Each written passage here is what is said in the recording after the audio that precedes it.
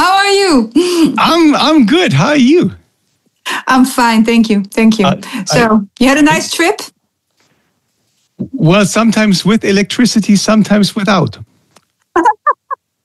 So did I. Well, yeah, we had the same situation. Never mind. Are you excited about tonight? I'm very excited about tonight. I'm really hoping a lot of people will come and watch. But it's interesting to see how this will work. It's not like an album release or anything, you know. No, totally different. I remember when we talked about it, and you said you're going to the Ukraine, and you invited me to join you. Yes, I said, why don't you come? Yeah, and I said, are you out of your freaking mind? But in a nice way, obviously. Yes, but I remember. How did the idea just came into existence that you said, it's okay to do something, but I need to do something there? Because this is something that most people don't think about. Yes. Well, you know, if you write a lot of songs inspired by the Ukraine, and then it's always from a distance. It's like you imagine a certain situation and how it would feel to be one of them happening that to you. How would you feel? And that's from that perspective we wrote the songs, of course. And what would we do? What do we think we would do? You know, it's more like a philosophical way of thinking and creating songs and writing lyrics. But then you have also the option to go there because we were asked to come to Kiev it goes back a long time because it doesn't. You don't get there overnight. You know, it's a process. First of all, we were asked in just after the war started in the Ukraine by Russia to perform at the Atlas Festival, and then it got cancelled. And they asked, like, would you like to enter a marathon of music to create awareness? Maybe play a song in Kiev, or maybe do it online. So first step was to do that online. It's like, okay, you know, for one song to go to Kiev is a lot. And not knowing also exactly how bad it was in Kiev at that moment. So we participated in that marathon, which was worldwide, with all kinds of artists trying to raise awareness. And we were asked for that. And there were the same people, actually, that were also in contact with the Atlas Festival. So it was like... one of the people who was working there was also working for Music Saves Ukraine. And then we got invited to come and see Ukraine, for a trip. And Robert did this eventually, to go on a trip through Ukraine and see and speak to people and see what the war is doing, and also to the people and how they cope with it, and to eventually, of course, to raise money to help people. That was the idea, to show people what it's like to be in the Ukraine, to have this happening to a country that wants to be a sovereign country, that is a sovereign country, but wants to be a democratic country. That's what I wanted to say, actually. And is blown to pieces, you know, brought back to start again from zero, because everything was, you know, especially in the East, it's a lot of things are bombed. And so Robert went there and did a round tour with a lot of people who are festival organizers. How do you say that in English? From the organization, festival organization. Yeah, organizers. Yes. Failing in my English now. But anyway, so it was continuously like getting to know more people and more people asking you to do something, and also feeling I don't know, you know, when you speak to people, you get a bond, you see faces to stories, and it's so different from just writing about it. And then, so, you know, that's how it happened. And I also went there, of course, for the video with for Alex Yarmark, to do a video in Kiev. And well, then again, you meet people, and you feel their pain, and you see what's happening, and you feel angry and frustrated, and you want to do more. And then eventually got asked to play at Atlas Festival, but we had told the band, we're not going to play there, play anywhere because we were free. So everybody had already different plans. They also have a band on site of William Station and made plans for that. And so eventually I went on my own with only one person, which is my monitor guy for already 20 years and a good friend of mine, and Benny. I went with him to the video with Alex Jarmek and another guy, Matthijs, who is working in our studio, who we've been working for a couple of years now with. He went with me to the festival. So the documentary started because of the fact that somebody wanted to make a documentary about the band, because we're almost like 30 years, something almost together as a band. Yeah. Can't believe it. Anyway, and then the idea was like, okay, do we want to have a documentary? And we just seen a few documentaries about bands, and we're all like, they're all the same. Like one, there's always somebody sitting on the couch telling how great the band is and how many beautiful things they have achieved in the music industry and how well they've done and how important they were. And it felt quite boring, to be honest, to be another band to do that, especially in this time, because there's so much more going on and music can be so much more, I think, in a way. And so we wanted to make a documentary about the impact of music, not about us. We are the ones who, we're the dots in the story, and we connect the dots. But in the meantime, we tell a story about people who feel music, for who music is so much more important than just something on the radio or something. It's in a way something to hold on to get hope from, and it connects people. It resonates in a different way than just, in some cases, and I think especially in wartime, you need so much more to hold on to. Sometimes there is nothing to hold on to, and music can be something like that. So, and I'm not talking about our music, but all music, of course. And that's the story that we wanted to tell, their stories. And we are just a red line and to get everybody in. So hopefully, and maybe make people understand what's happening over there, because it gets to the background a lot of times, and not just the Ukraine, but a lot of places in the world. It's front news, front page news for a couple of days, and then it just goes to the back again, which is logical and normal because everybody goes on with their own lives. And that's what the people in the Ukraine also told me. It's like, we understand that people forget about it because, life goes on, and we understand that. And the fact that they understood that and even thought about why that is happening was like, also very special, because I felt like they even understand why it's happening, but it doesn't take the essence away to keep on bringing that news. And the only way to do it is to keep the attention by everyone who can do something.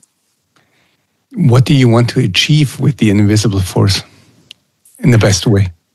In the best way, empathy, more empathy for people who think they're tired of listening about war.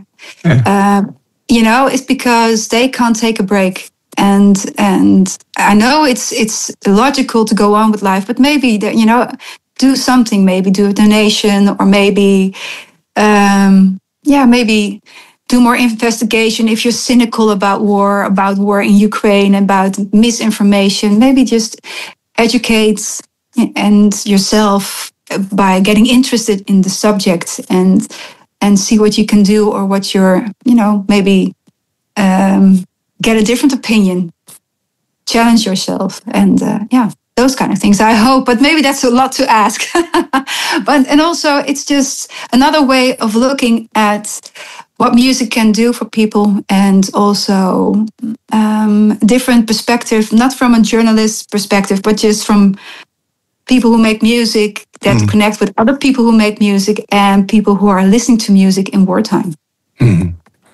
Just between you and me, how often were you really you and me, yeah? just you and me, housewives. All good. Housewives. How often were you really afraid? How often were you scared? Were there situations?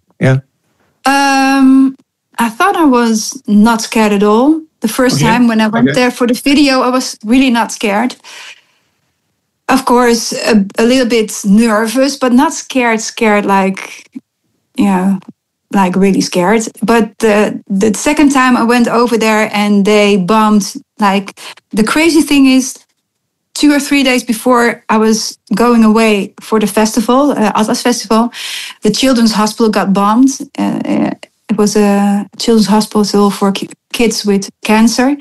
And not to make it more dramatic, but that was kind of like,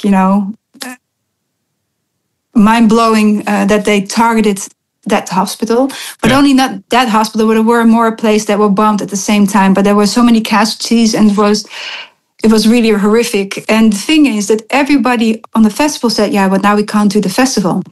Because nobody 2 days or 3 days later is in need of music. Everybody's mourning. Everybody's trying to get in contact with people they know and see what they can do. And so they postponed it for a week. And never in my whole career I have seen a festival being replaced a week, because it's impossible, because people have their agenda, they have more festivals they have to play at or something. And it's impossible to get everybody together. But somehow everybody managed to be there. And that was also something like so, empowering feeling that everybody said, yes, of course, we're going to play there a week later. And because a week later they might have the need for music or to catch a breath from everything that's happening. And so, but that was the first time I was actually scared, because I felt like this is a place where, in the middle of Kiev, where everybody gets together. It could be a target. And I never thought they would get, because they have a very good air defense. But from that moment on, they changed their tactics, how they bombed Ukraine. I believe it was because they went over, partially over Poland, then they made a turn, the ballistics, how they targeted certain places in Ukraine, where before that they did it in a different way and was almost impossible to, Kiev was quite good in defending themselves by attacks. And this time they really got they really hit Kiev really hard. So I was really like, okay, so now it's becoming really realistic that something could happen when we're there. And then I was a bit scared, to be honest. And because the threat was bigger than I had imagined. So because I've lived in many countries in the past as a child where there was war. I lived in Yemen when there was a war. I was in Sri Lanka when my parents were there. They were, the government was fighting the Tamil Tigers. Well, you live in Holland, for God's sakes. War zone enough. War zone enough with bicycles probably, but no. No, but meaning like I know how to calculate certain risk, and I've always felt like a lot of things you see in the news is a nutshell of everything happening in a certain country. And when you're there, life goes on also in a normal way. Yeah. Crazy enough. And that was also what I felt the first time I went there. Like, there's still weddings there. There's still people having dinners. It's not like everything stopped. But that was also, of course, in Kiev, where there is not the, it gets targeted, but not as much as the eastern part of the Ukraine, where it is constantly happening. And so I felt like, Kiev is relatively safe. But then when this children's hospital bombing happened, I was like, okay, but that was a different game. And then, like I said, it was the first time I was like, okay, this is something I have to be aware of and be, when there is an air alert, I should go down to the shelter instead of stay in bed like, yes. How big is the chance? I don't know. Well, you not only brought back a documentary, but you brought back a new song, a new single, actually, I guess. Yes. Yeah, we're gonna sing like a siren. Yes, sing like a siren. We are going to release a single very soon with Jerry Hill, and she was participating in the Eurosong Festival last year, and she had this beautiful song. And I met her while I was there for the Atlas Festival. And the thing is that I loved her voice so much. I was like, wow, what a voice. And the song was so amazing. I really loved it. It resonated with me somehow. And so I said, 12 points for Ukraine. I posted that on my socials. And she saw that, and she actually grew up with our music. And she said, like, oh, I heard you're coming to Kiev for the Atlas Festival. Can we meet, maybe write a song? I said, well, I'm only going to be there for a few days, like a short week. And so I don't think we have time for also writing a song, because it might need some more time. And then we just started sending ideas over and over to each other on the internet, like some I've done before with other bands. And we created a song that we felt like really fits the documentary, actually. So that's going to be released very soon. Yeah. And I'm really proud of it, because it's for both things, because I think both are an extra layer to just normal writing music, which is more about personal stuff. But this is, I don't know, it's probably one of the most beautiful things, I felt that we've done as a band, because it's not about us, and it's more about someone else and their story. And I don't know, it just gives me a better feeling to be participating in that than actually doing the normal stuff that we've done so far. You've been doing so much in this case, and for that matter, on tour, and now with the documentary, and with the song and everything you helped. You took Ukrainian bands on tour with you, and you did, just really, really a lot for all this. Is the documentary a sort of an end to this? I mean, you can never really get away from it, I guess, like mentally. But how do you gonna go on from this point on now? Well, that's a question I've asked myself as well. I'm not sure, actually. I'm happy. Sorry? I'm happy you ask yourself this question too. Yeah. No. The thing is, I think we'll always be following what's happening there, because we know a lot of people now, especially more than ever.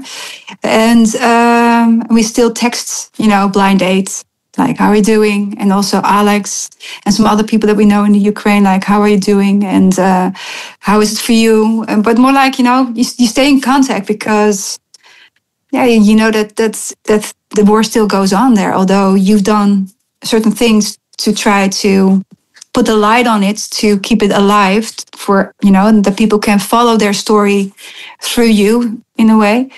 And we still will be supporting them, but I don't know how it will change. Maybe, if it will change, or will we continue that? I don't have the answer yet to that, because it doesn't feel okay to stop where the war doesn't end. Yeah. So I'm not sure if it's going to be on a personal level that we're going to do our own thing, or also connected to the band. I hope that one day we'll be able to play there again. And then, for the people who like our music, of course. And then that will be beautiful. But I can't wait for the war to end. But I don't see it happening just yet, although there are small things to be hopeful about. But Yeah, well, I hate to admit to Dutch people that they have more balls than I do, but in this case, you guys do. Okay. That was a compliment. It was a compliment. Oh, thank you. I'll take it. Thank you. But it's. Someone said to me, and it's like, it feels good to do something that's not about yourself, and because it gives, I don't know, you can do nothing and still emphasize with with something happening, but it feels good to do something on top of that, and I would really hope that other people can see that, even though you do something totally different, that we can all contribute. It doesn't matter. All small things matter. I do believe that. I really believe that. That's really a mantra going in my head. Like, okay, it doesn't have to be big, but you can do small things as well. Yeah. Well, thank you very much. You're welcome. Yeah, I think you have to go now. Do something. Do I? Well, yeah, almost. Well, I'll talk to you soon again. I hope so, and maybe in a few weeks when the single comes out, then. Yeah. We'll see what we're gonna do. I know it. I've heard it, and it's not with metalcore elements, I might say. No, it's not with metalcore elements. No, it's really like singing like a siren in the full how do you say it, organic way. Yeah, it's very organic song, to be honest. Yeah, I like it's something different again. I think the people who got into Rhythm Station from the start will really love this. Yeah. And I want to emphasize that I'm really impressed with Jerry Hill, because she is one of the most talented persons I've ever met. She is crazy talented in many ways. And she really feels the music. No, really, I really believe that. And she's for me like an artist that has many talents. She makes, I think, the music she makes that most people know her of is more pop, but she is so versatile. I think she's only started to develop her own style yet. So it's we're gonna hear more from her, and I can't wait. So nice. Yeah, thank you very much for taking the time. You're welcome. You're welcome. Thank you for having us.